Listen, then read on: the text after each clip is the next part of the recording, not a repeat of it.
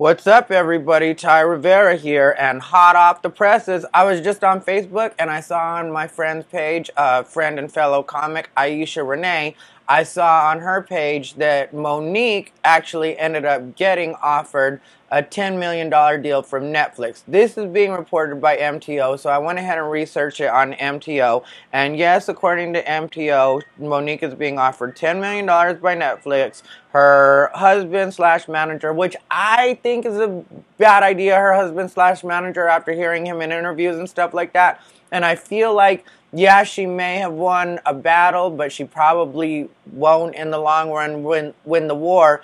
Because this is just my personal opinion, but anytime I've heard her husband talking on interviews and stuff like that, it always seems like he's just a little bit too, like, heavy-handed in his approach. And I know that you have to be to a certain degree, but at the same time, it just doesn't come off as, like, the best tactics. Like, when people are getting tired of dealing with him, some people just aren't really good at dealing with people, you know? Some people aren't the best at, because, you know, there's some people that can really push heavy topics or big money deals and not have problems with it. And then there's some people that they just come off as being too hard-ass all the time. And anytime I've heard her husband, Sydney I believe is his name, or seen him in interviews, I always just feel like, yeah, this guy isn't really the best at dealing with people. He's got a shitty way of delivering his message. But, you know, then some people say that that's what you have to do to get what you want, and Monique is getting $10 million after all, or it's being reported that she's being offered $10 million, which, you know, when she wanted 25 to 30, it was like, yeah, that's not Monique. Nobody's looking for your special like that. Like, I like Monique. I always liked Monique. But just even me knowing or hearing that Monique has a special coming out, I'm not chomping at the bit to see it. With Chris Rock, I was definitely couldn't wait to see a special, hear a special.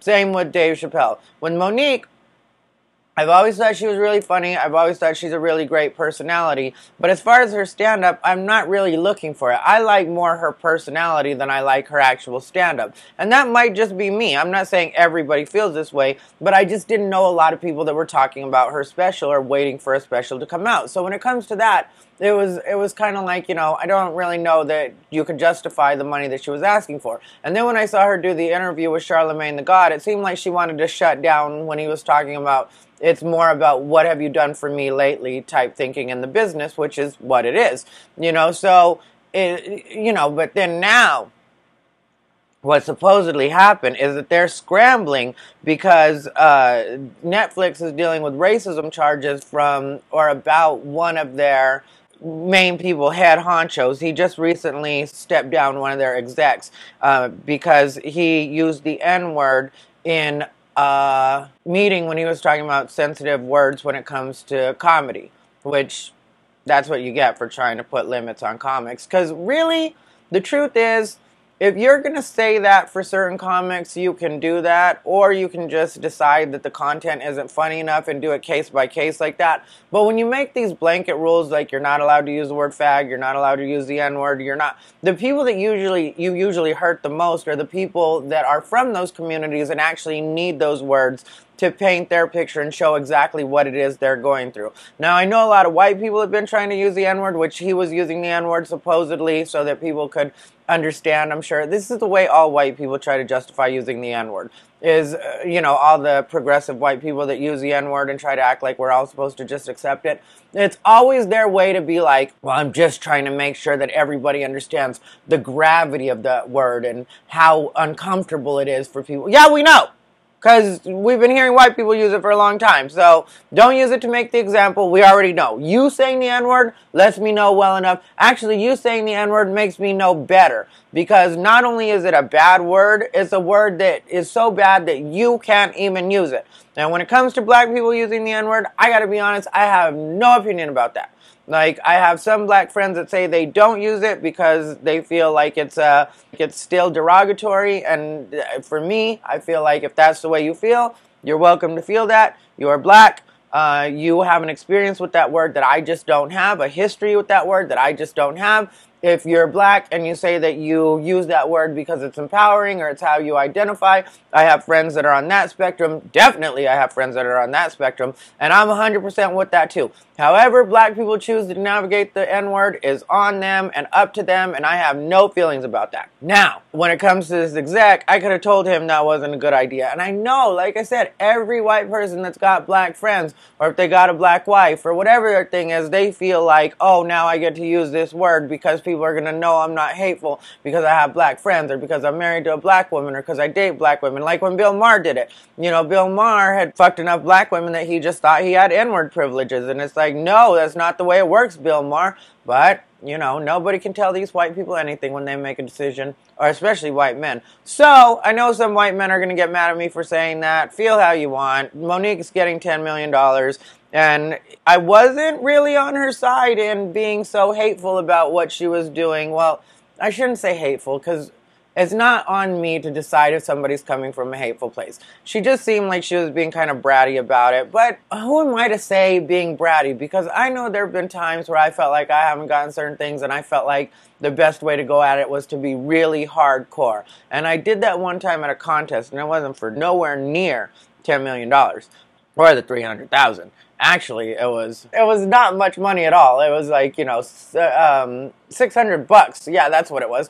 I was trying to remember, because there's different contests I've done that I've won different amount of money for, and this was a long time ago. And so I was like doing this contest that was for $600. And the guy tried to cheat me and make it so I wasn't even in the top 3, which I knew because I rocked that room. Undeniably, I rocked that room. And I didn't even place in top 3. So I did curse him out, you know. Well, at first I just tried to be like a good sport and say thank you. But like he ignored me when I was trying to say thank you. Because I walked up and I was just like, his name was Bill. And I was like, hey, Bill, I just want to thank you for giving me the opportunity to compete in the contest. And, you know, I appreciate it. So he pretends like he doesn't hear me. So I'm like, excuse me, Bill. And then he keeps doing what he's doing. You know, he's packing up to finish up for the contest. And I'm like, excuse me, Bill. He pretends he doesn't hear me again. So then he does it again where he pretends like he doesn't hear me.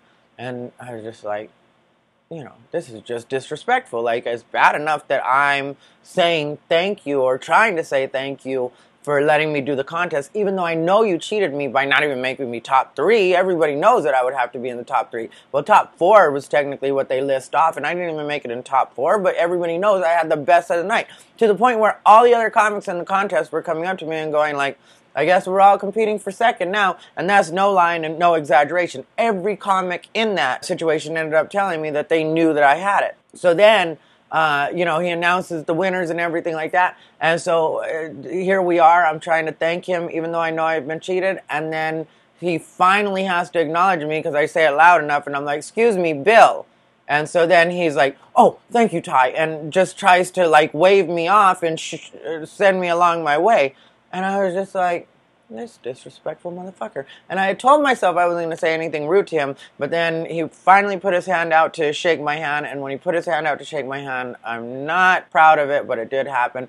I grabbed him by his hand, and I said, I just want you to know I think you're a piece of shit, and I'll never do your fucking bullshit contest again. And then he said, Are you saying I'm dishonest? Are you saying I'm dishonest? He right away went to that. And I was like, no, you're saying you're dishonest. Because I didn't even say that. What I said was, I just want you to know I'm never doing your fucking bullshit contest again. That's what I said. And then I went to have Denny's with my friends because we had a plan of going to Denny's. And I'm not the kind of person to be spoil sport because I didn't win something and then not go hang out with my friends and be like a Debbie Downer. So me and my friends go to Denny's, and then he ends up calling me and he was like, we recounted the votes, Ty, and actually you ended up winning the contest. I was confused because of whatever. And he came to the Denny's and he gave me my money, he gave me my check at the Denny's.